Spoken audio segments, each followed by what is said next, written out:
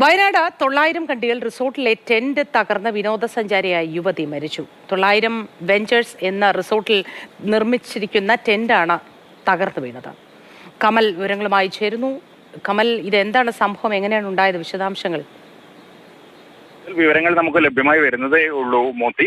ഇന്നലെ രാത്രിയാണ് സംഭവിച്ചിരിക്കുന്നത്. ഈ 900 വെഞ്ചേഴ്സ് എന്ന റിസോർട്ട് അത് എമറാൾഡ് ഗ്രൂപ്പിന്റെ ഉടമസ്ഥയിലുള്ളതാണെന്ന് പറയുന്നു. അതിന്റെ ടെന്റ് ഗ്രാം എന്ന റിസോർട്ടിലാണ് അപകടമുണ്ടായത്. മരത്തടികൾ കൊണ്ട് നിർമ്മിച്ച പുല്ലുമേഞ്ഞ റിസോർട്ടാണ്. അവിടെയാണ് ഈ മേൽക്കൂര തകർന്നു വീണ യുവതി മരിച്ചത്. നിലമ്പൂർ അകമ്പാടം സ്വദേശി നീഷ്മയാണ് മരണമടഞ്ഞത്. മറ്റ് 2-3 പേർക്ക് പരിക്കേറ്റിട്ടുണ്ട്.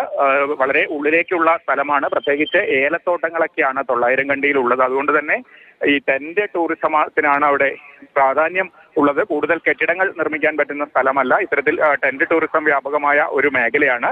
എന്തായാലും അപകടത്തിന്റെ ആയിരുന്നോ അത്?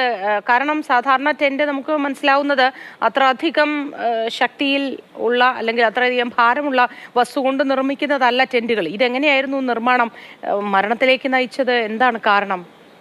മോത്തി പറഞ്ഞതുപോലെ തന്നെ അതൊരു സാധാരണ ടെന്റ് അല്ല. അതായത് നമ്മൾ റെഡിമെയ്ഡായി വാങ്ങിച്ച് ടെന്റ് അടിച്ച് ചെയ്യുന്ന ടെന്റ് അല്ല എന്നാണ് മനസ്സിലാക്കുന്നത്. കാരണം മരത്തടികളൊക്കെ ഉപയോഗിച്ച് പുല്ലുമേഞ്ഞ ഒരു കോട്ടേജ് പോലുള്ള സംവിധാനമാണ് ടെന്റ് എന്ന് പറയുന്നുണ്ടെങ്കിൽ കൂടി അല്ലാതെ റെഡിമെയ്ഡ് ടെന്റ് അല്ല. അങ്ങനെയാണെങ്കിൽ അങ്ങനെ ഒരു തകർന്നു വീണ അപകടത്തിന് സാധ്യതയില്ല. മോത്തി പറഞ്ഞതുപോലെ തന്നെ ഇത് ടെന്റ് എന്ന് പറയുമ്പോഴും അതൊരു ചെറിയ കോട്ടേജ് സംവിധാനം ആണ് എന്നാണ് കരുതുന്നത്.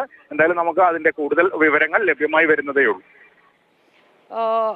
അവിടെ നിരവധി വിനോദസഞ്ചാരികൾ സാധാരണയായി എത്തുന്നതായിരിക്കണം. ഈ അവധിക്കാലം ആയതുകൊണ്ട് തന്നെ അധികം വിനോദസഞ്ചാരികൾ അവിടെ താമസമുണ്ടോ ഈ സമയത്തും?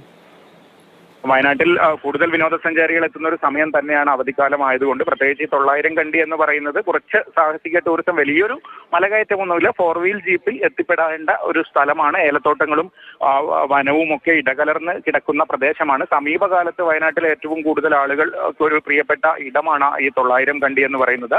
നമ്മൾ ഈ ഉരുൾപൊട്ടലുണ്ടായ ചൂരൽമല മുണ്ടക്കൈക്കൊക്കെ പോകുന്ന വഴിയാണ്. അവിടെ നിന്ന് 4 വീൽ ജീപ്പിൽ മുകളിലേക്ക് കയറി വേണം ഈ മലനിരകളിൽ എത്താനായി. ആ പ്രദേശത്ത് ഈ 900 കണ്ടി, അതുപോലെ തൊട്ടിപ്പുറത്ത് ഇളമ്പിലേരി മല എന്നൊരു സ്ഥലമുണ്ട്. അവിടെയൊക്കെ ഇത്തരത്തിൽ ഈ അധികം പെർമനന്റ് സ്ട്രക്ചർ ഇല്ലാത്ത ടെന്റും മറ്റ് സംവിധാനങ്ങളെയൊക്കെയുള്ള കോട്ടേജുകളൊക്കെയാണ് കൂടുതലായി ഉള്ളത്. അങ്ങനെ ഒരു സ്ഥലത്താണ് ഈ അപകടമുണ്ടായത്.